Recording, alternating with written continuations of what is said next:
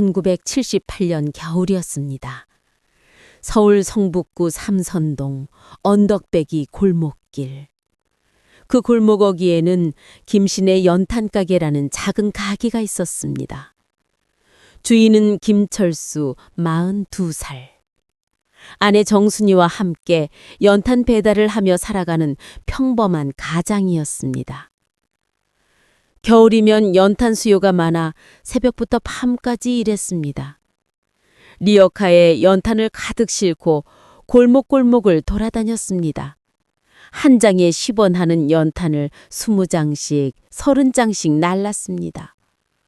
허리는 나빴지만 김철수는 불평하지 않았습니다.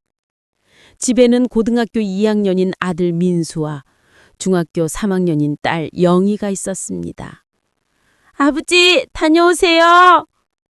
아침이면 아이들이 인사를 했습니다. 김철수는 아이들의 머리를 쓰다듬고 집을 나섰습니다.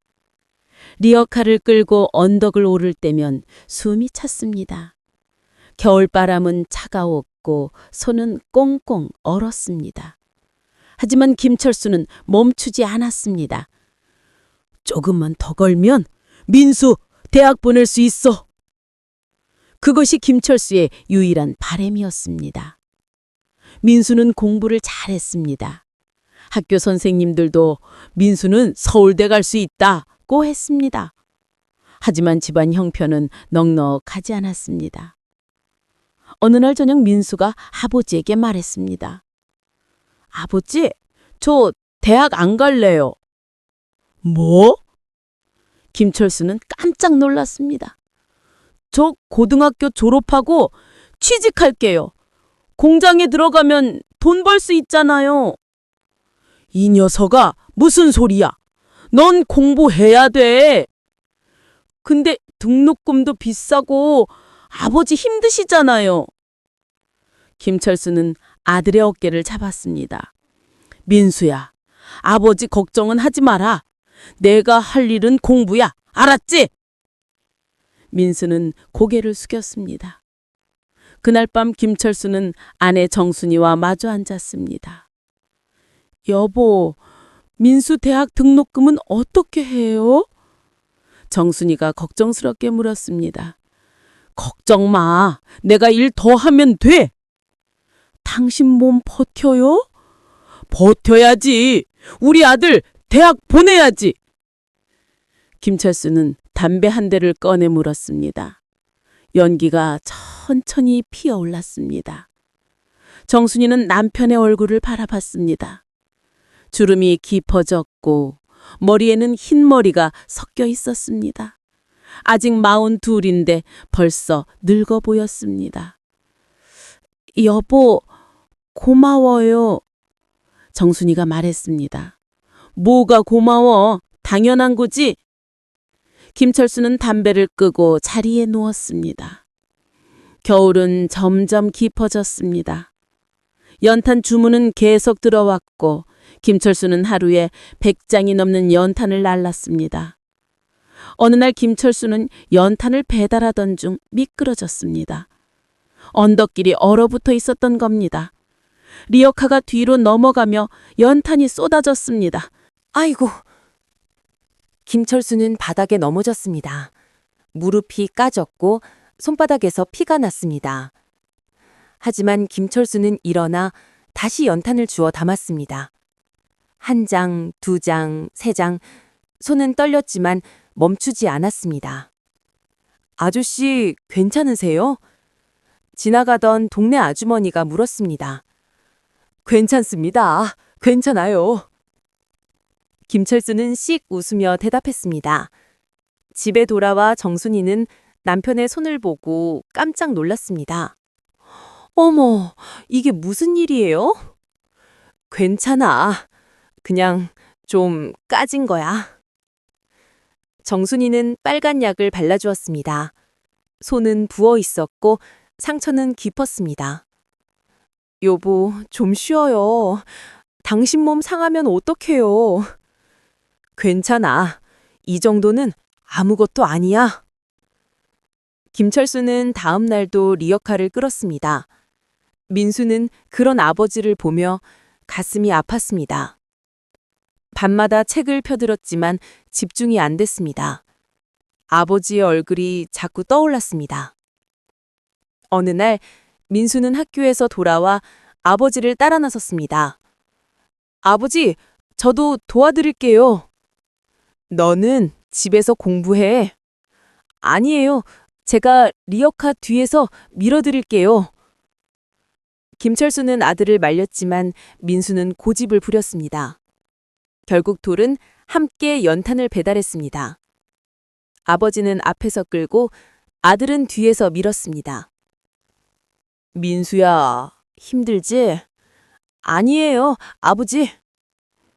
그래, 조금만 더 가면 돼. 언덕을 오를 때면 둘 다 숨이 찼습니다. 땀이 흘렀고 입김이 하얗게 나왔습니다. 하지만 멈추지 않았습니다. 70대 노인 여자 성우. 배달을 마치고 돌아오는 길, 김철수가 말했습니다. 민수야, 내 아버지. 아버지가 너한테 물려줄 건 없어. 이 연탄 가게밖에. 아버지, 근데 말이야, 너는 이거 하지 마.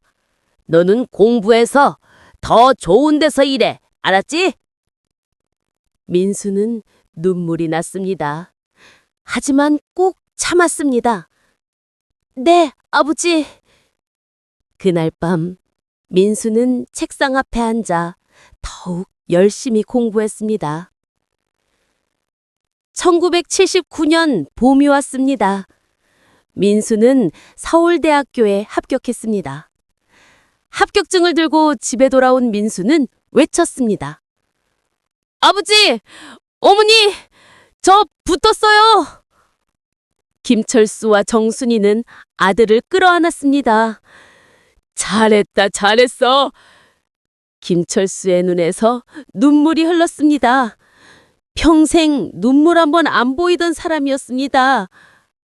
아버지, 우세요? 아니야, 아버지 안 울어. 그냥 먼지 들어갔어. 김철수는 손등으로 눈물을 닦았습니다. 그날 저녁 온 가족이 둘러앉아 잔치국수를 먹었습니다. 비록 소박했지만 그 어떤 음식보다 맛있었습니다. 민수야, 대학 가서도 열심히 해라. 네, 아버지. 그리고 말이야. 김철수는 잠시 말을 멈췄습니다. 아버지 같은 사람 무시하지 마라. 세상에는 연탄 배달하는 사람, 청소하는 사람, 공사장에서 일하는 사람들이 많아. 그 사람들 덕분에 세상이 돌아가는 거야. 알았지? 네, 아버지. 절대 안 잊어버릴게요. 민수는 아버지의 손을 꾹 잡았습니다. 그 손은 거칠었고 굳은 살로 가득했습니다. 하지만 따뜻했습니다. 대학 입학식 날. 김철수는 아들을 대학 정문 앞까지 데려다 주었습니다. 민수야, 잘 다녀와. 네, 아버지. 공부 열심히 하고. 네. 김철수는 아들의 등을 두드렸습니다. 그리고 돌아섰습니다. 민수는 아버지의 뒷모습을 바라봤습니다. 허리가 조금 굽어 있었고 걸음걸이는 느렸습니다. 하지만 그 모습이 민수에게는 세상에서 가장 큰 것처럼 보였습니다. 아버지, 제가 꼭 성공해서 편하게 해드릴게요. 민수는 마음속으로 다짐했습니다. 세월이 흘렀습니다. 민수는 대학을 졸업하고 좋은 회사에 취직했습니다. 그리고 결혼도 했습니다. 김철수는 60이 넘어서야 연탄 가게를 정리했습니다. 연탄 대신 연탄 보일러와 도시가스가 보급되면서 연탄 수요가 줄어든 것이었습니다. 이제 그만하세요, 아버지. 민수가 말했습니다. 그래야겠구나. 김철수는 리어카를 바라봤습니다. 수십 년을 함께한 리어카였습니다. 바퀴는 낡았고 손잡이는 닳아 있었습니다. 고생했다. 김철수는 리어카를 쓰다듬었습니다. 그 뒤로 김철수는 집에서 쉬었습니다. 하지만 몸은 이미 많이 상해 있었습니다. 허리가 아팠고 무릎도 좋지 않았습니다. 어느 날 민수가 부모님을 모시고 병원에 갔습니다. 아버지, 허리가 많이 안 좋으시네요. 무리하셨어요. 의사가 말했습니다. 그동안 무거운 거 많이 드셨지요? 예, 연탄 배달을 했습니다. 그럼 그렇지. 허리 디스크가 심합니다. 민수는 가슴이 아팠습니다. 아버지가 날 위해 얼마나 무리하셨을까. 그날 이후 민수는 부모님을 자기 집으로 모셨습니다. 아버지, 어머니, 이제 저희 집에서 사세요. 아니야, 우리는 괜찮아. 아니에요. 제가 모실게요. 아버지가 저 키울 때 고생하신 거 이제 제가 갚을게요. 김철수는 아들의 손을 잡았습니다. 민수야, 고맙다. 그날 밤 김철수는 아내 정순이에게 말했습니다. 여보, 우리 아들 잘 키웠지? 그럼요. 당신 덕분이에요. 아니야, 당신 덕분이지. 두 사람은 손을 잡고 웃었습니다. 어느 일요일 오후였습니다. 민수는 아버지와 함께 옛날 살던 삼선동 골목을 찾아갔습니다. 아버지, 여기 예전 우리 집 있던 데죠? 그래, 여기였어. 골목은 많이 변해 있었습니다. 낡은 집들은 허물어지고 새 건물들이 들어서 있었습니다. 저기가 연탄 가게 있던 자리네요. 그래. 김철수는 그 자리에 한참 서 있었습니다. 아버지, 그때 힘드셨죠? 힘들었지. 근데 말이야, 후회는 안 해. 네? 너 키우는 게 행복했거든. 네가 공부하는 모습 보면 피곤한 줄 몰랐어. 김철수는 아들의 어깨를 두드렸습니다. 민수야, 아버지는 네가 자랑스러워. 민수는 눈물이 났습니다. 아버지, 저야말로 아버지가 자랑스러워요. 세상에서 제일 멋진 아버지예요. 두 사람은 포옹했습니다. 골목에는 겨울바람이 불었습니다. 하지만 두 사람의 마음은 따뜻했습니다. 돌아오는 길 민수가 물었습니다. 아버지, 혹시 연탄 냄새 기억나세요? 그럼 그 냄새 어떻게 잊겠어? 저도 기억나요. 아버지가 일하고 돌아오시면 연탄 냄새가 났어요. 저는 그 냄새가 좋았어요. 그랬어? 네. 그 냄새가 나면 아버지가 돌아오신 거니까요. 김철수는 웃었습니다. 그래, 그랬구나. 그날 저녁 온 가족이 모여 저녁을 먹었습니다. 정순이가 만든 된장찌개, 김치, 그리고 보리밥. 와, 어머니 된장찌개는 역시 최고예요. 민수의 아내가 말했습니다. 많이 먹어라. 정순이가 웃으며 밥을 퍼주었습니다. 김철수는 가족들을 바라봤습니다. 아들, 며느리, 그리고 손주들. 이게 행복이구나. 김철수는 생각했습니다. 밥을 먹고 나서 손주가 물었습니다. 할아버지, 옛날에 뭐 하셨어요? 할아버지는 연탄 배달했단다. 연탄이 뭐예요? 연탄은 말이야. 김철수는 손주에게 옛날 이야기를 들려주었습니다. 리어카를 끌고 골목을 다니던 일, 추운 겨울에도 일했던 일, 그리고 민수를 대학 보내기 위해 열심히 일했던 일. 손주는 신기한 듯 들었습니다. 할아버지, 대단하시다.